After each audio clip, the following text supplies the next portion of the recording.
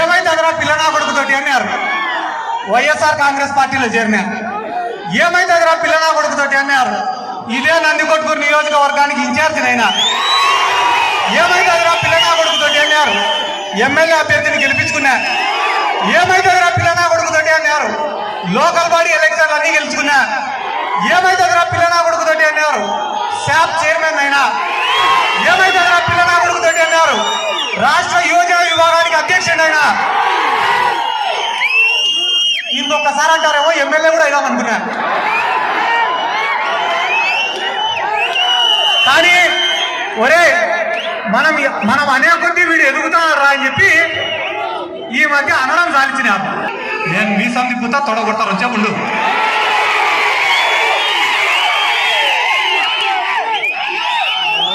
ఒరే నాయన మీరు అట్లా చేస్తే కానీ మీరు జగన్ అభిమానులు కాదు బాలకృష్ణ అభిమానులు అనుకుంటారు. మొన్న బాలకృష్ణ కూడా వచ్చినాడు ఇడికి. ఇదే పటేల్ సెంటర్కి వచ్చినారు. నేను టీడీపీ వాళ్ళని అడిగినా ఏమైందిరా బాలకృష్ణ మీటింగ్ అంటే, అన్న వాడు తెలుగులో మాట్లాడితే నచ్చి ఇంగ్లీష్లో మాట్లాడితే సుత్తి నాన్న. తెలుగుదేశం పార్టీ వాళ్ళకి ఎన్నికలు దగ్గరకు వచ్చినాయి కాబట్టి ఇంకా ఎస్సీల పైన ప్రేమ పుట్టుకొని వచ్చింది. ఎస్సీల పైన ప్రేమ పుట్టుకొని వచ్చింది. ఒక్క విషయం గుర్తుపెట్టుకోండి అన్న, మాండ్ర శివానంద రెడ్డి అనే వ్యక్తి హైదరాబాద్ లో కబ్జా చేసిన ప్రతి సెంటు భూమి, ప్రతి ఎకరం భూమి అన్ని కూడా దళితులవే. ఈ రోజు వాళ్ళ పరిస్థితి ఎట్టుందిరా అంటే, ఇండియా వాడు పాకిస్తాన్ వాడు కొట్టాడుకొని చైనా వాడి పైన బాంబులు వేసినట్టుంది. శివానంద రెడ్డి కబ్జా చేసింది హైదరాబాద్ లో. ఆయన పైన కేసులు పెట్టింది తెలంగాణ పోలీసులు. ఆయన ప్రెస్ మీట్ పెట్టి వైఎస్ఆర్ కాంగ్రెస్ పార్టీ ఆయన పైన కుట్ర చేసిందంట. 10 ఓట్లు ఉన్నాడు పైన కుట్ర చేశారు. నీకు నీ ఊరల్లే ఓటేయారు, నీ పైన ఎవడు కుట్ర చేస్తారయా? ఇంకొక ముఖ్యమైన విషయం, ఎన్నికలకి కేవలం 18 రోజులు మాత్రమే ఉంది అన్న. ప్రతి గ్రామంలో కూడా ఒక్కసారి ఆలోచన చేయమని చెప్పాడు అన్న. ఏమని ఆలోచన చేయమని అడుగుతారు తెలుసా? ఈ నియోజకవర్గంలో సారాయి అమ్మి డబ్బులు సంపాదించిన వాళ్ళు ఎవరు? ఈ నియోజకవర్గంలో కబ్జాలు చేసి డబ్బులు సంపాదించిన వాళ్ళు ఎవరు? ఈ నియోజకవర్గంలో సొంతంగా డబ్బులు ఖర్చు పెట్టుకుని రాజకీయం చేస్తానే వాళ్ళు ఎవరనేది ఒక్కసారి ఆలోచన చేయమనండి అన్న. మనము వైఎస్ఆర్ కాంగ్రెస్ పార్టీ అధికారంలోకి వచ్చిన తర్వాత రాజకీయాలను అడ్డం పెట్టుకొని కాంట్రాక్టర్లో కమిషన్లు కొట్టడాలు లేవు. వైఎస్ఆర్ కాంగ్రెస్ పార్టీ అధికారంలోకి వచ్చిన తర్వాత కాంట్రాక్టర్లో కమిషన్లు కొట్టడం కానీ, రాజకీయాన్ని అడ్డం పెట్టుకొని కాంట్రాక్టులు చేయడం కానీ, దౌర్జన్యాలు చేయడం కానీ లేవు. ఎవడైనా దౌర్జన్యం చేస్తే, దౌర్జన్యం చేసిన వాడు మన సొంత మనిషి అయినా కూడా వాడిని కూడా ఇచ్చిపెట్టడం లేదన్న. మనము అంత నిజాయితీగా ఈ రోజు రాజకీయం చేస్తున్నాం. కానీ ఎన్నికలు దగ్గరకు వచ్చే కొద్దీ 4.5 సంవత్సరాలు ఎవరు కనపడలేదు నందికొట్కూరు నియోజకవర్గంలో. ఉన్నట్టుండి భువనేశ్వరి గారు ఒకరోజు వచ్చినాడు, బాలకృష్ణ ఒకరోజు వచ్చినాడు, శివానంద రెడ్డి వచ్చినాడు, లింగారెడ్డి వచ్చినాడు, తెలుగుదేశం పార్టీ అభ్యర్థి వచ్చినాడు, బైరెడ్డి రాజశేఖర రెడ్డి వచ్చినాడు, వాళ్ళ కుటుంబ సభ్యులు వచ్చినారు. ఏదిరా వీళ్ళందరూ వరద బాధితులు వచ్చినట్టు వచ్చినారు అనుకున్నాడు. అయిపోయిన తర్వాత కాలకేయులు వచ్చి మీద పడినట్టు పడ్డారు. వినిపించడం లేదా?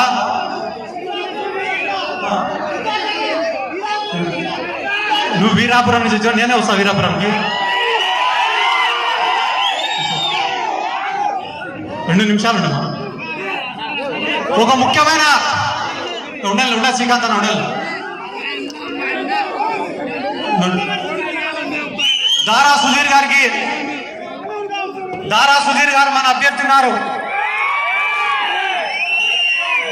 అన్నా. మీకు ఒక్క విషయం చెప్తా, మనసులో పెట్టుకోండి అన్న. మీరు రాజకీయంగా పనిచేసేన్ని రోజులు శిలాఫలకంలో పేరు కోసం పనిచేయకండి అన్న.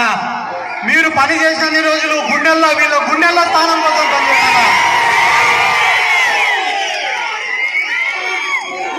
నేను మీకు ఇంకొక మాట కూడా చెప్తానా, మీరు కానీ వీళ్ళకందరికీ గౌరవం ఇస్తే, వీళ్ళకందరికీ పనులు చేస్తే, వీళ్ళకందరికీ పనులు చేసి మీరు కానీ పలికితే ఈ రాష్ట్రంలోనే ఒక బలమైన గుంపుకు నాయకుడు అవుతారన్నా మీరు. ఈరోజు ఆయన పైన కూడా విమర్శలు, యాడ్ నుంచో డబ్బులుండే ఆయనను పట్టుకొచ్చుకున్నారు అని. సారాయి అమ్మి డబ్బులు సంపాదించిన వాళ్ళతో, కబ్జాలు చేసి డబ్బులు సంపాదించిన వాళ్ళతో పోటీ పడాలంటే న్యాయంగా సంపాదించుకునేవాడు కూడా ఒకడు ఉండాలి కదా మనకి. దాంట్లో భాగంగానే ఈ రోజు జగన్మోహన్ రెడ్డి గారు మనందరిపైన నమ్మకంతో దారా సుధీర్ గారిని పంపించినారు.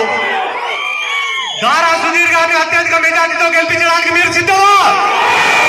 పోచా బ్రహ్మానంద రెడ్డి గారిని అత్యధిక మెజార్టీతో గెలిపించడానికి మీరు సిద్ధమా? ఒక్క విషయం అన్నా, చేసిన మంచి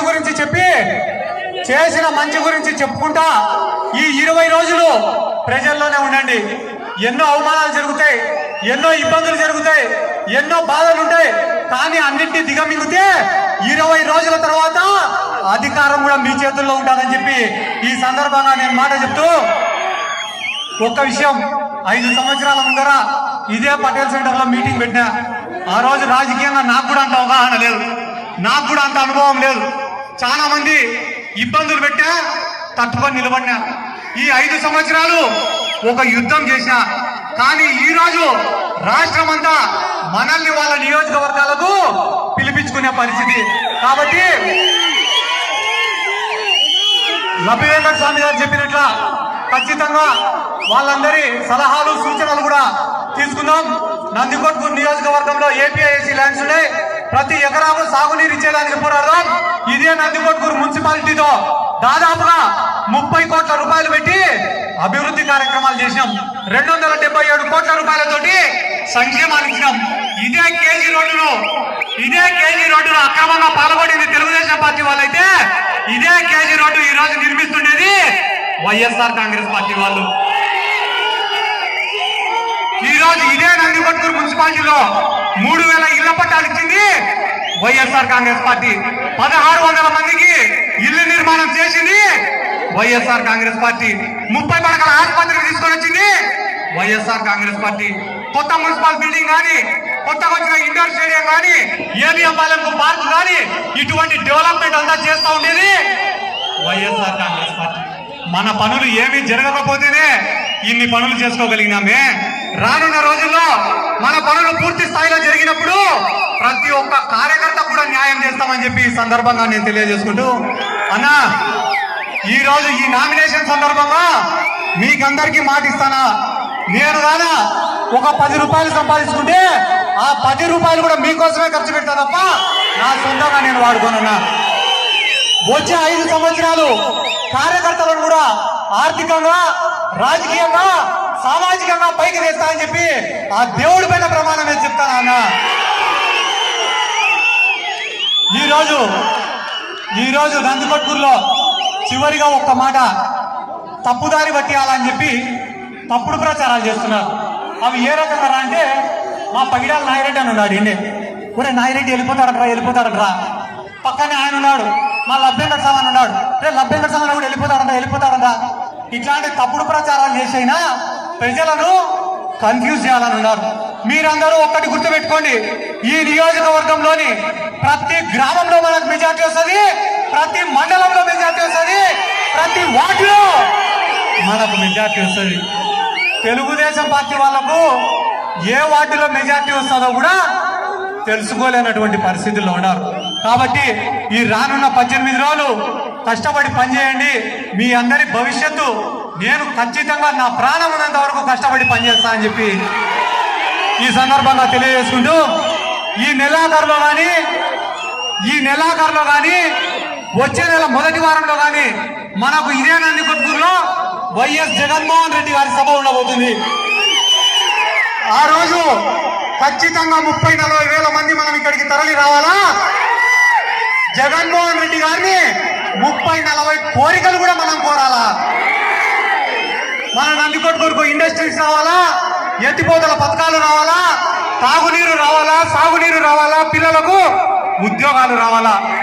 అవన్నీ వచ్చిన తర్వాత పక్కకు పోమంటే పోతాం, కానీ అవి వచ్చేంత వరకు మీ అందరి కోసం అలుపెరుగని పోరాటం చేస్తా అని చెప్పి ఈ సందర్భంగా నేను తెలియజేసుకుంటూ, ఇంత ప్రేమగా, ఇంత అభిమానంతో మధ్యాహ్నం 1 గంటకు మిట్ట మధ్యాహ్న సమయంలో కూడా ఇంత ప్రేమగా వచ్చిన ప్రతి ఒక్కరికి కూడా పేరు పేరున నా శిరస్సు వంచి నమస్కారాలు తెలియజేసుకుంటూ,